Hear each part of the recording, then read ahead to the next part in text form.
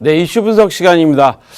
오늘 이슈는요, 첫 번째 이슈로 비트코인 약세장 지속될 것이라는 제목을 삼았습니다. 근데 보시다시피 지속될 것에 제가 물음표를 2개 붙여놨습니다. 과연 그게 맞는 얘기인지 한번 이런 보도가 있어서 제가 좀 살펴봐야 될 것 같아서 물음표를 2개를 한번 붙여봤습니다. 암호화 자산 분석 전문가인 월리우라는 그 분이 트위터로 의견을 제시했다고 합니다. 이분이 상당히 유명한 분이라고 하는데요.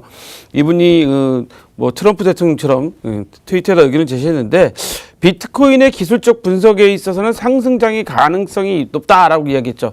우리 지난 이슈 분석 시간에 현재 기술적으로 블룸버그가 현재 보도한 바에 따르면 기술적으로는 현재 기술적 분석은 비트코인의 상승장이 올 것이라는 이슈를 한번 분석해 드렸었죠. 근데 이분이 이제 그런 이야기를 이제 이어서 한 겁니다. 그래서 비트코인이 기술적인 분석에서는 상승장의 가능성이 있어 보이나 온체인의 거래량으로 보면 장기적인 상승 동력은 부족한 거 아니냐라고 합니다. 온체인 거래량. 그러니까 온체인 거래량은 여러분도 아다시피 거래소에서 암호화폐를 사고 파는 게 아니라 실제로 내가 암호화폐를 주고서 물건을 산다든가 실제 암호화폐 네트워크 안에서 거래가 일어나는 걸 온체인 거래라고 그러죠. 그래서 온체인 거래량을 보면 장기적으로 상승 동력은 좀 부족하지 않나 생각된다.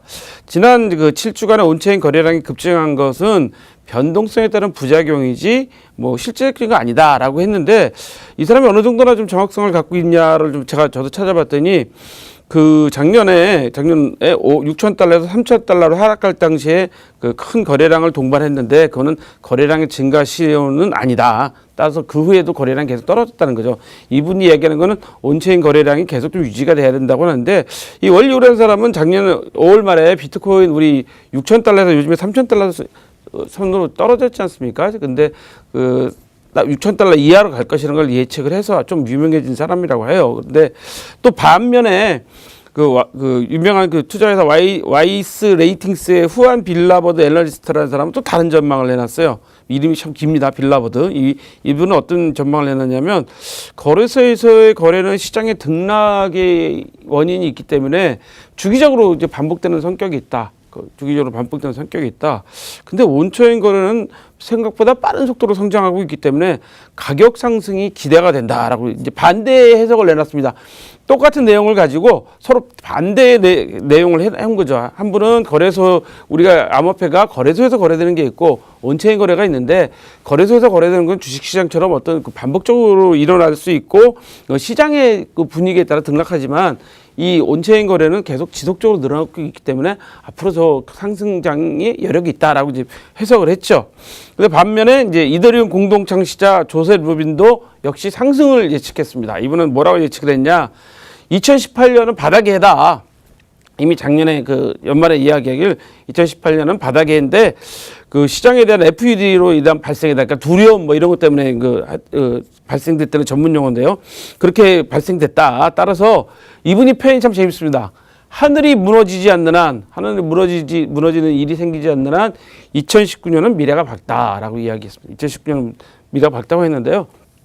제가 보기에도 투자하시는 분들은 불확실성이 없으면 상당히 긍정적이잖아요. 그래서 만약 규제 방안도 제대로 나오고 G20 이런 회의 때 규제 방안이 어떻게 결정되고 우리나라를 비롯해서 다른 나라들도 이제 어떻게 갈지가 확실하게 정해지면 오히려 더 가격에 대해서는 좀 긍정적으로 봐야 되는 거 아니냐라는 의견을 갖고 있습니다만 투자는 신중하고 장기적으로 좀 대처하셔야 된다는 점 잊지 마시기 바랍니다. 그래서 첫 번째 이슈로 저희가 삼아봤습니다.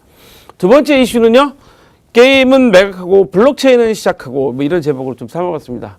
넥슨의 김정주 대표가 지금 넥슨을 매각을 추진하고 있다는 뉴스가 이미 나왔죠.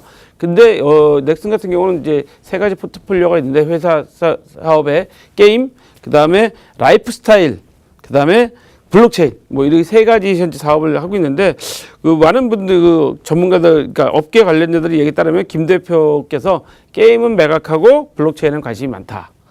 따라서 확정되지는 않았지만 아마 블록체인에 대해서는 좀 더 적극적으로 하지 않겠냐는 게 업계 관계자들의 전언이라고 합니다. 그래서 현재 넥슨이 갖고 있는 게 코빗이나 비트스탬프 같은 해외 거래소를 갖고 있는데 이런 데는 이것은 현재 잔류시켜서 넥슨을 좀 경쟁력 있게 만들고 새로운 분야에 집중하겠다라고 이제 공식적으로 이야기를 했는데요. 아무튼 그 넥슨처럼 이런 게임 회사도 특히 그 IT에 강한 회사들이 그 블록체인 분야에 계속적으로 진출하고 있다는 것은 앞으로 블록체인 분야의 경쟁력이 무한대로 치열해질 것으로 예상되기 때문에 그 넥슨 매각이 중요한 게 아니라 저는 블록체인 분야의 경쟁이 더 치열해질 것이라고 생각되기 때문에 두 번째 이슈로 오늘 삼아봤습니다. 자, 세 번째 이슈는요.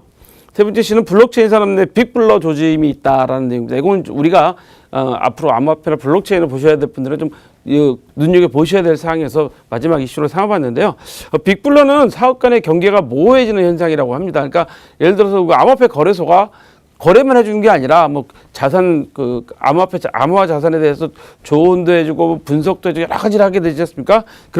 때때로는 어떻게 보면 암호화폐 살려는데 암호화폐를 빌려줄 수도 있어요. 돈을 빌려줄 수 있는 현상이 되니까 사업 간의 경계가 이제 모호해지는 현상이 되는 걸 빅블러라고 하는데 체인 파트너스 리서치 센터에서 7대 트렌드를 발표했습니다. 한번 살펴볼게요. 그래서 규제 노이즈는 계속될 것이다. 그 다음에 블록체인 옥석 거래기는 계속될 것이다. 2019년 7대 트렌드입니다. 기관 투자가 시장 참여할 것이다. 그 다음에 증권형 토큰이 또 새로운 대세로 올라올 것이다. 그 다음에 새로운 대체 자산 군요소의 매력이 있다.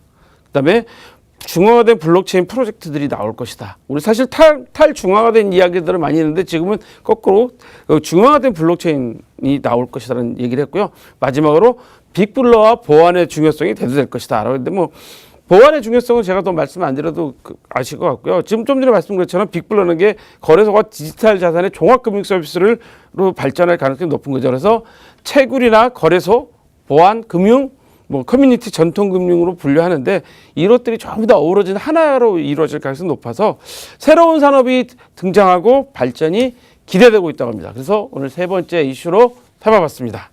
오늘 저희가 준비한 소식은 여기까지입니다. 참고로 본방송에서 제공하는 정보는 투자 판단의 참고 자료일 뿐이며 암호화폐의 가치 또는 상승 하락을 보장하지는 않습니다. 오늘 톡톡코인 365 시청해주신 여러분 고맙습니다.